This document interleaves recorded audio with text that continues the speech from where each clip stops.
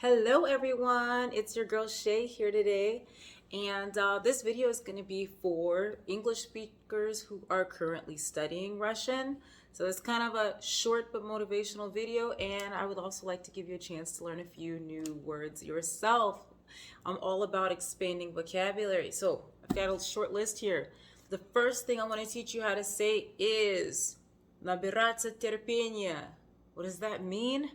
It means to have patience. Why? Because I don't know if most people realize that languages take years and years to learn. I've seen a couple of crazy cases where people just studied hardcore every day for several hours for a year or two and they were great at it. I can't say always actively learning Russian, but I've been speaking and learning Russian in some type of way for uh, 18 years now. So, набираться терпения. That's the first thing. Have patience. The second thing, усердно трудиться.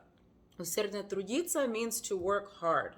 Okay, this is not a process of something where you can just watch a few YouTube videos and boom, now you know this language, or you bought a new book or a grammar book and you read it to the end and now you know the language. This is one of those things where it really does take a lot of work to do. Patience and work. Okay? So, усердно трудиться means to work hard. The next thing is как стать успешным человеком? How to become a successful person. Well, by definitely starting out with the first two things I mentioned.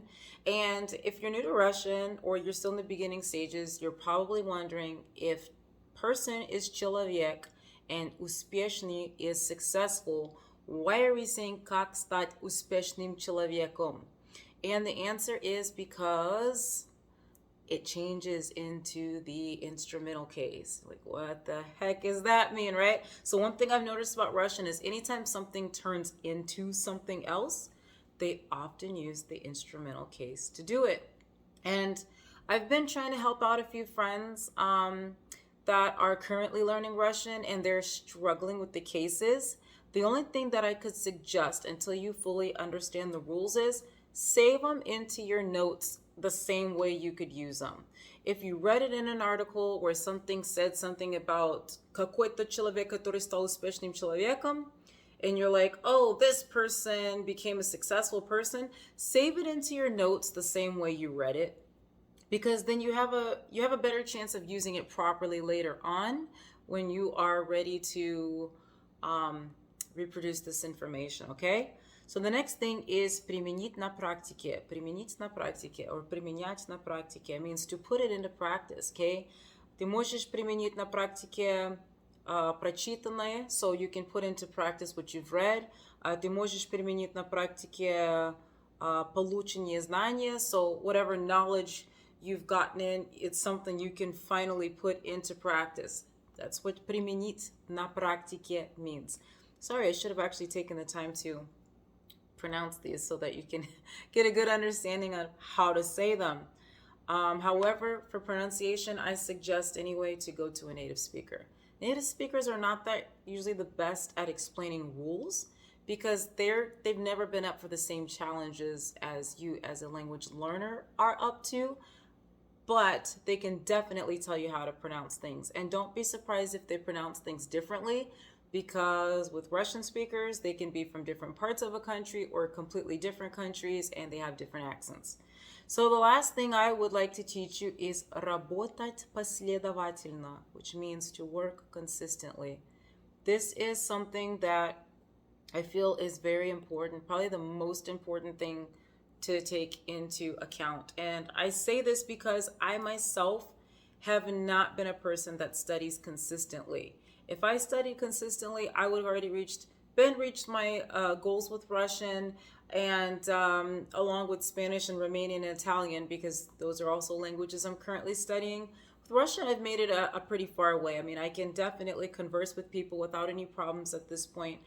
But I feel like a lot of information got lost because I look back at my notes and I see I was studying for a month or two, and then I didn't study for 8 months, and then I didn't study for like 1 year. And it makes it very difficult to basically to utilize the information you've learned. Sometimes it does store into your passive vocabulary and you do recognize it later on when you come across it, but it is much harder to actually use. Okay? And another reason I want to teach you применить на практике is because the more you actually use what you've learned, the less likely you are to forget it. If you just learn something, like I'll show you, this is my notebook here, okay, my Russian notebook, and I don't even know what page we've opened up to. And hopefully it's not backward in the camera, because that does happen. But I read articles online, and I end up writing out lists of things and whatever words I didn't understand. Let's go to another page.